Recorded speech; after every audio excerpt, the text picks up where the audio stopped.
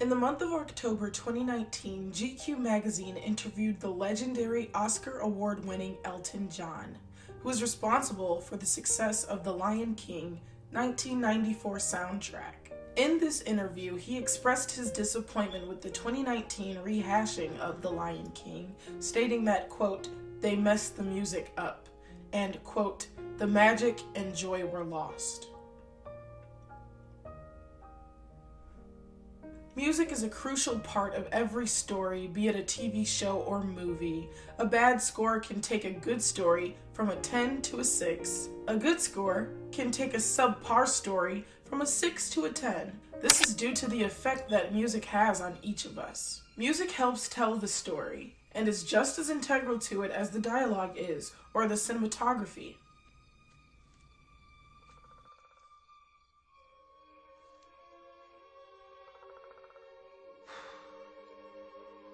That's not my father. It's just my reflection. Look hard.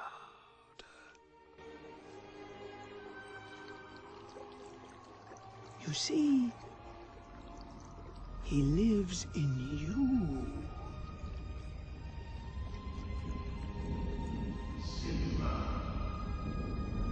Father?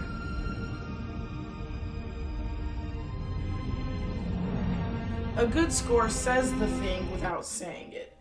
It supports the characters and transitions scenes, setting tones and moods, and conveying the appropriate feelings to the audience. Hey! Where are you going? I'm going back. Good! Go on! Get out of here!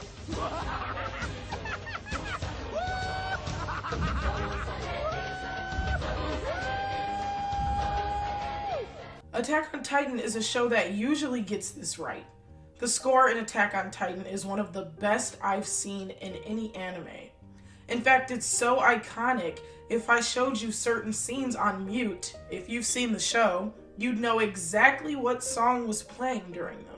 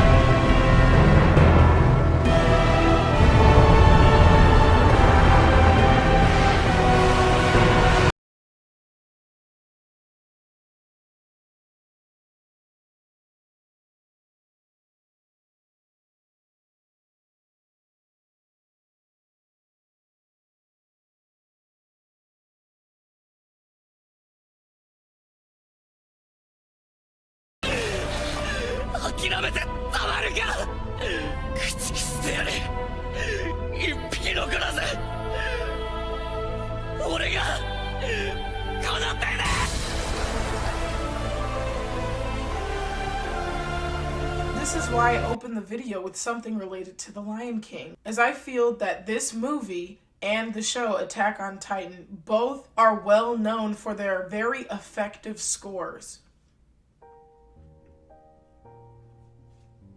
While Attack on Titan usually gets the music right, in the recent installment, Season 4, Part 3, one scene in particular fell flat in my opinion. Before I tell you which scene, let me show you a scene from something similar in tone that I feel gets the music right.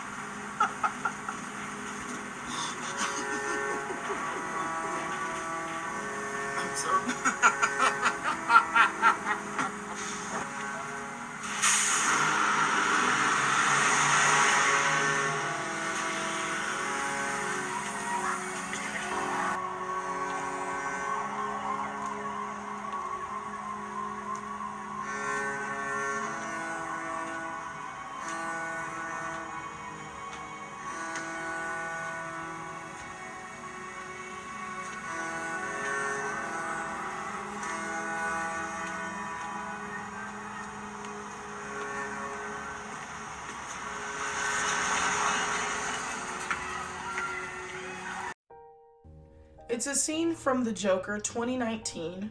What emotions did you feel watching that scene? This is the scene in the movie where Arthur Fleck has just been beaten up by a crowd of bullies. He then takes the train and is playing with an infant. Once the infant's mother notices this play, she swiftly reprimands Arthur and he has a laughing fit, to which he is ostracized on the train for doing so. Forgive me for not being the biggest music geek, but this sad, melancholic theme goes perfectly with the scenery and the context of what has led up to this point. Arthur Fleck has been jumped, robbed, and belittled, basically downtrodden his entire life, and this slow, somber music, along with his slow, miserable steps, work with the cinematography to show us a man alone in the world, miserable, forgotten.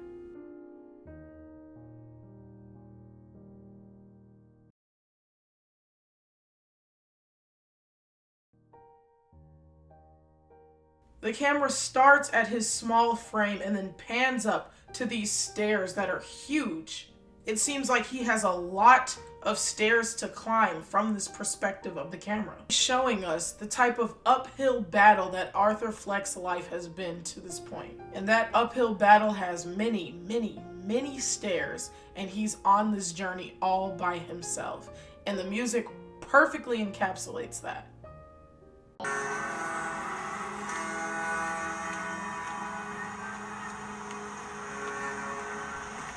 I have another scene for you.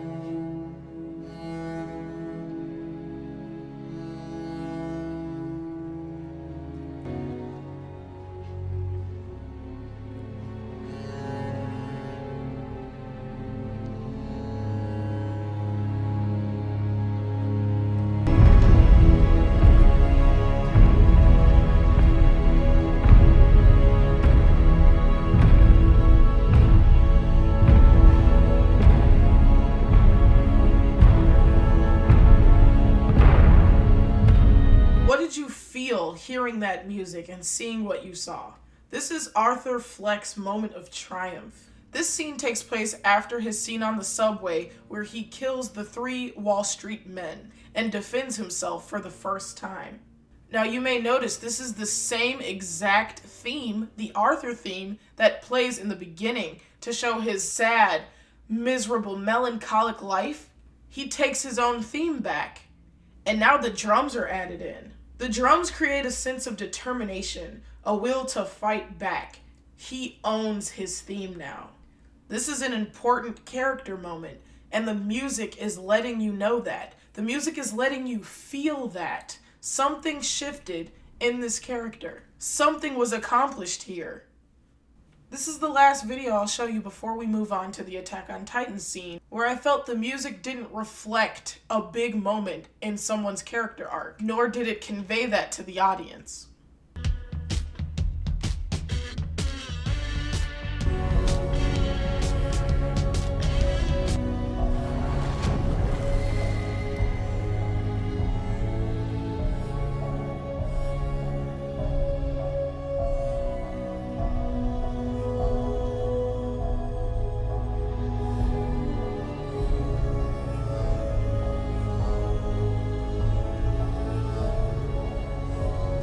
Scene in The Joker where Arthur self-actualizes.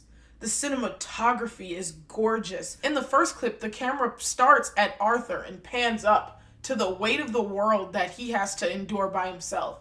This time, it starts at the top of the stairs and pans down to him who has conquered this. The climb is over. He knows who he is and he is ready to fulfill what he set out to do. Throughout the seasons, Attack on Titan has never failed me in the music and score department. That is, up until season 4. I want to focus on one scene in particular, though. Aaron's freedom scene.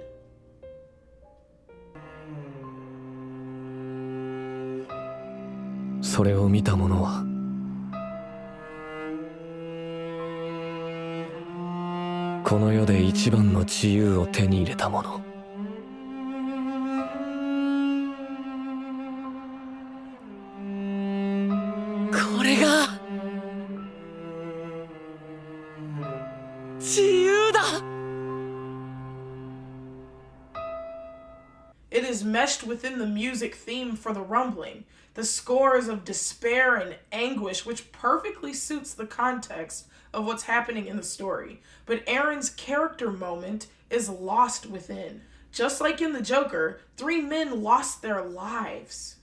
So the music remains melancholic, but the drums are added to highlight that this is a character moment. Something was achieved here. With the freedom scene, it's not entirely clear if this scene is an inner monologue or a dialogue from Aaron to Armin, or both. But either way, it's safe to assume that Aaron is being truthful and is expressing himself. He does view the rumbling either as freedom itself or as a means to freedom. So why is this character moment the moment Aaron Yeager, the boy who's been chasing freedom for 10 years, why, when he finally obtains it, is the music stagnant, dull, unchanging? Where is the crescendo?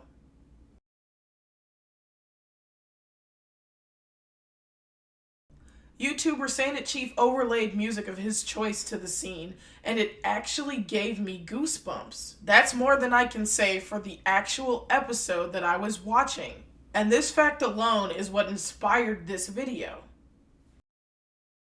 Let's see. So yeah,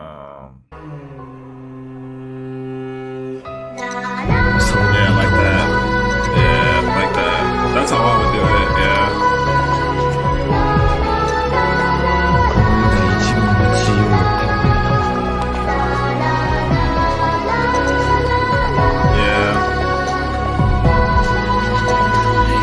That's how I would do it. That's how I would do it, yeah. If I could choose, that's how I would do it. But some people don't have that interpretation. Yeah. That's how I would do it. Why is Aaron's triumph, this monumental character moment, reaching his version of freedom, overridden, overshadowed by the rumbling? His character moment is pushed to the background. As an author, you have to trust your audience to understand that what your villainous character is doing is wrong, while also respecting the character arc enough to allow them to have their character moment, villain or hero. In the same episode, Hanji is allowed to have her character moment. Hanji is allowed to have her moment, but Aaron is not. Hanji receives a crescendo. She receives a switch of music, a switch of OST.